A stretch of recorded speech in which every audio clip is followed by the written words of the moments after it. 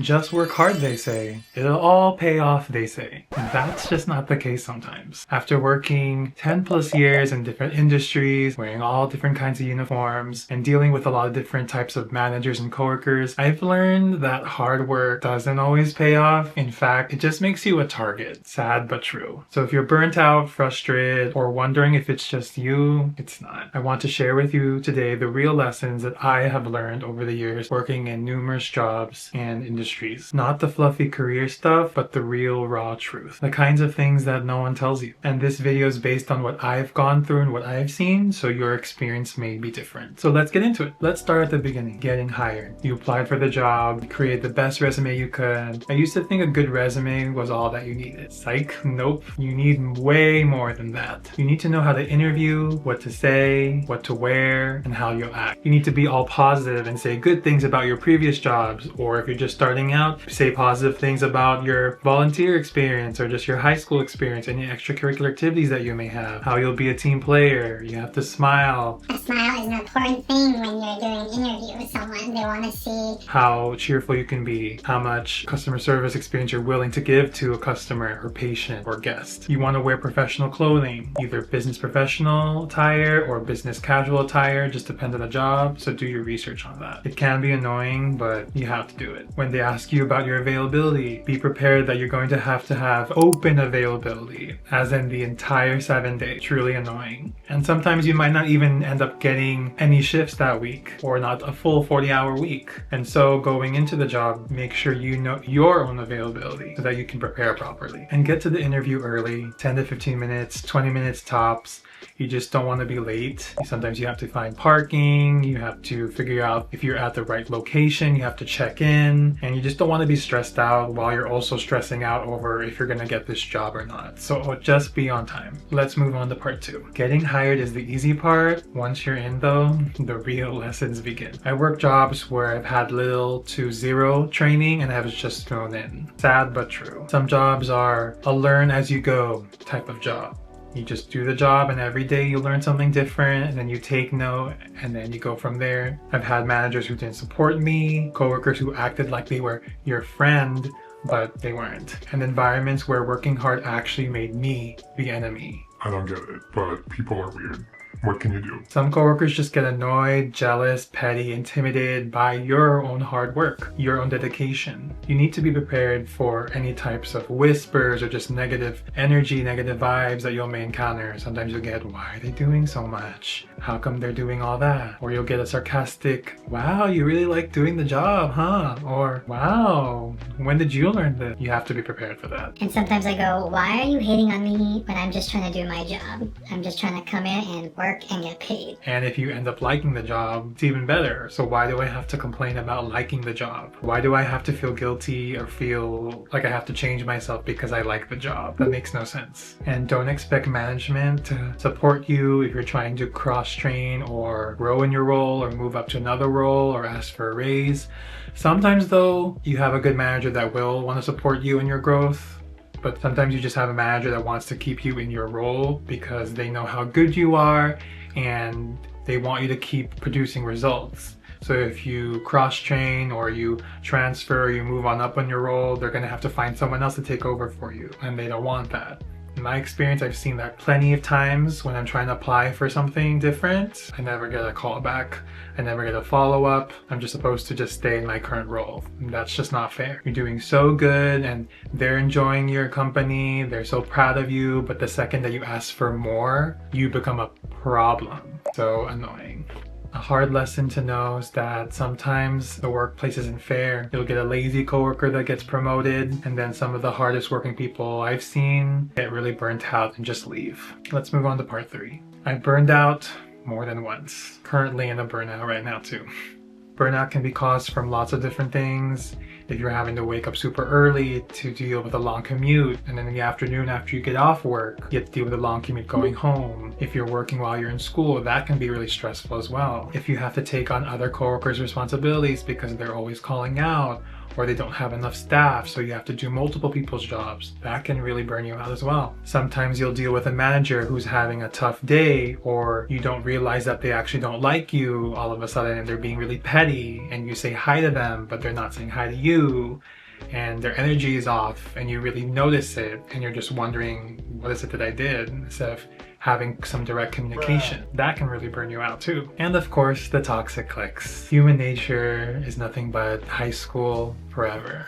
You try to avoid toxic people or toxic groups of people. You try not to interact with them and just mind your own business, but sometimes they're bored and they want to get a kick out of annoying you, and they'll try any way they can to annoy you or bully you. That can cause a lot of burnout as well. Sometimes you'll have to go to weekly huddles or weekly staff meetings to go over what happened during the week, and then you're just left with no changes after. It just turns out to be a meeting of complaining, venting, griping, this negative energy, and then nothing ever changes. That can burn you out as well. Another big component of burnout is that you start to realize that the harder you work, the more they'll use you. The more they'll use you, the more you get tired and wondering, why am I the only one being used to do all these people's jobs when there are other people who are working too? That can cause burnout as well. Sometimes you'll get, oh, I just need help with this one extra thing because they're busy. or they'll go, Oh, Josh can help you out. He knows how to do this. you're not supposed to take on 4 people's role. You should only be doing your own role. And if you're having to do multiple people's roles, you should be getting paid more for that. But alas, I've learned not to say that I can do something if I can get away with doing that, so that I don't have to take on extra responsibility from other people. I also tied my identity to my work as well. If I wasn't doing a good job, it would make me very anxious, very sad. If I was doing a really good job, it'll make me happy. But tying your happiness or your emotions to your job, that's not good. That can really burn you out as well. I used to think that all of my accomplishments would mean that I would be treated fairly. I would be seen as hardworking. I could be reliable.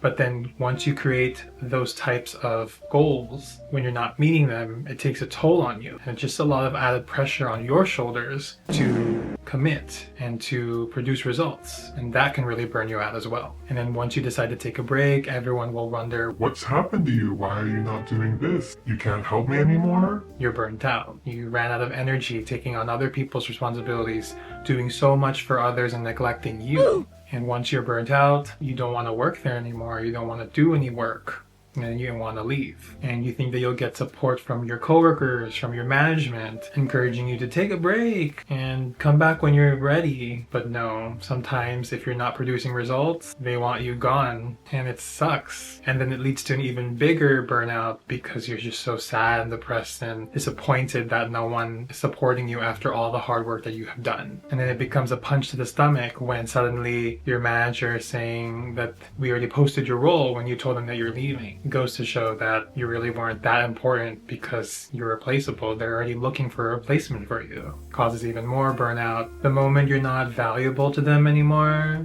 the more they'll want to toss you aside. So if you ever feel like you're going to burn out, take your time off. Use your sick time, personal time if you have it. Use your vacation time. If you really can't come to work, get a work note. What can they do? Sometimes you really need to put yourself first. Your mind, body, they come first. You can't go to work if you're tired, you're physically unable to. The lesson being that burnout doesn't come all at once. It slowly creeps in when you're not paying attention. And if you're not using your time off, you're just gonna burn out. One of the most exhausting parts of working in these different jobs is dealing with different types of office politics. You'll have some coworkers that like each other, some coworkers that don't, some managers that like you, some managers that don't like you, some managers that don't like other types of managers. It's all really exhausting to deal with. You're trying to be kind to everyone and have that basic respect with everyone, but they're not respecting your boundaries and your level of respect of what you need. You're trying to ignore the gossip that you hear.